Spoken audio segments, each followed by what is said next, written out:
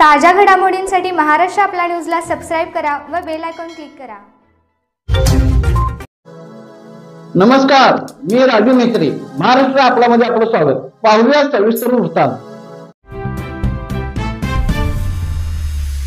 Shivajinagar police ठाण्याचे गुन्हे शोध पथकाकडून पोलीस ठाणेकडील घरफोडीचा गुन्हा 24 तासात उघड, तर एकूण 2,30,000 रुपयाचा मुद्देमाल हस्तगत।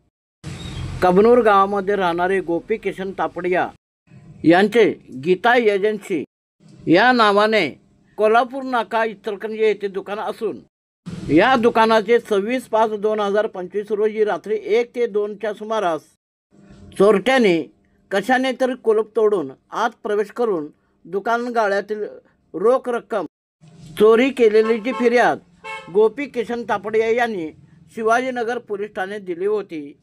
याचा तपास शिवाजीनगर पोलीस ठाण्याचे गुन्हे शोध पथकातील अंमलदार घटनास्थळी CCTV फुटेजच्या अनुषंगाने सदर गुन्ह्यातील संशयितांचा शोध घेत असताना रात्र गस्त घालीत असताना ओंकार रुपेश भंडारे वय वर्ष 19 आवळे हायस्कूल मागे कोरोची येथे राहणारा असून हा मोटरसायकलवरून बनगरमाळ ते शाहू पुतळा जाणारे रोडवर मिळून आल्याने त्याच्याकडून चौकशी केली असता एक मोबाईल शॉपी व पान शॉप फोडून 3 ठिकाणी चोरी केल्याचे कबूल दिल्याने त्याच्याकडून नमूद गुन्ह्यातील रोख रक्कम 1,25,000 रुपये, मोबाईल फोन व गुन्ह्यातील मोटरसायकल असा एकूण 2,30,000 रुपये किमतीचा मुद्देमाल हस्तगत करण्यात आला।